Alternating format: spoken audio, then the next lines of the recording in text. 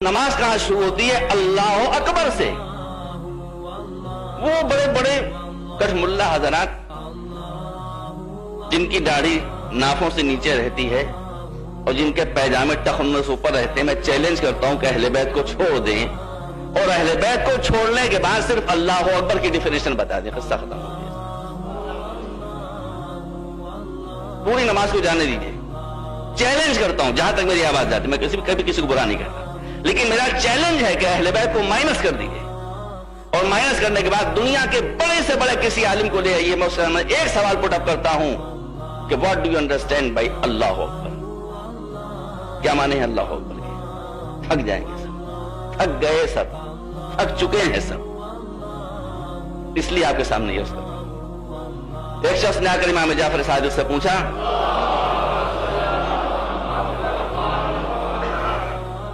कि फजल रसूल ये बताइए अल्लाह अकबर के मानी क्या है? अल्लाह अकबर यही से तो नमाज शुरू होती है और यही से अल्लाह अकबर कहेगा तो नरम किसी को कत्ल किया गया है,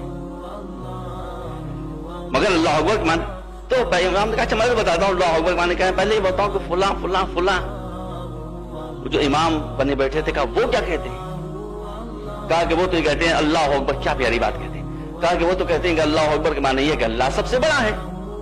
ट्रांसलेशन तो यही है इसका कि अल्लाह सबसे बड़ा है। जी गौर कीजिएगा, मौला क्या जवाब देते हैं? अल्लाह अकबर कहां, तफसीलात का वक्त खत्म हो चुका है। फरमाते हैं कि अगर वो ये कहते हैं कि अल्लाह अकबर के मानी ये है कि अल्लाह सबसे बड़ा है, तो इसका मतलब ये कि अल्लाह की किबरियाई को और उसकी ग्रेटनेस को और उसकी अजमत को उन्होंने रिलेटिव बना दिया, निस्बी बना दिया, जबकि अल्लाह की किबरियाई एब्सोल्यूट है, अल्लाह की बुजुर्गी मुतलक है। यह कहना कि वो सबसे बड़ा है तो निस्बत हो गई, ये तो इजाफियत हो गई, ये तो रिलेटिविटी हो गई।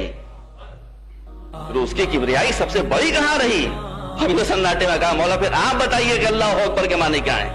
तो आपने फरमाया कि अल्लाह अकबर के माने ये हैं कि अल्लाह अकबरो मिन अन यूसफ। ये है सही डिफिनेशन। फरमाते हैं कि अल्लाह अकबर के मानी यह है कि तुम अपनी जबान के पूरी डिक्शनरी को इस्तेमाल करने के बाद भी अल्लाह को डिफाइन नहीं कर सकते। वो तारीफ और तौसीफ से बड़ा है। जितनी भी तारीफ और तौसीफ करोगे, कहां तक मंजिल जा रही है आप जरा गौर फरमाइए। फिर वजाहत फरमाते हैं कि अल्लाह अकबर नमाज में क्यों कहा जाता है, जरा और तभी तो आपको लुत्फ आएगा। फरमाते हैं कि अल्लाह अकबर के माने यह है कि कुछ किसी भी तरीके से, यहां तक कि कुरान मजीद भी अल्लाह की किबरियाई को सही अंदाज से जबान की तंगी दामा की वजह से बयान नहीं कर सकता। कुरान क्या करे बेचारा, हमारी जबान में तो कुरान उतरा है ना, वो भी क्या कर सकता है? अब आप गौर कीजिए, आपने नमाज शुरू की, नमाज शुरू करने के बाद अल्लाह की किबरियाई को आपने बयान करना शुरू किया जबान कुरान में। मासूम फरमाते हैं कि तुमने दोनों सूरे खत्म किए, तुम ये समझे कि तुमने अल्लाह की किबरियाई को बयान कर दिया। अल्लाह की किबरियाई अगर बयान कर दी गई होती तो फिर ये हुक्म ना होता कि इस किबरियाई को बयान करने के बाद फिर कहो अल्लाह अकबर। हमने जबान कुरान में भी जो कुछ किबरियाई अल्लाह की बयान की है, इससे भी हम अल्लाह की किबरियाई को बयान नहीं कर सके। अल्लाह इससे भी बड़ा है, इससे भी अजीम है। लिहाजा अब एक्शन से साबित करो। अब झुको उसकी बारगाह में, रुकू में जाओ और जाने के बाद कहो सुबहाना रब्बियल अज़ीम व बिहम्दिह। मगर ये न समझना कि अल्लाह की किबरियाई बयान हो गई, खड़े हो गए, फिर कहो अल्लाह अकबर, अल्लाह इससे भी अजीम है। अब क्या करे इंसान? अब क्या करे इंसान?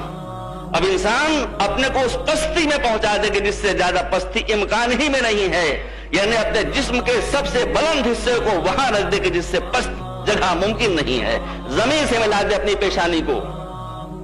यह है अमल की मंजिल। फिर अब सजदे में सर रखने के बाद कहे सुबहाना रब्बियल आला व बिहम्दिह, तो सबसे बुलंद है, मगर सजदे सर उठा तो फिर कहे अल्लाह अकबर, अब भी बयान नहीं हो सका।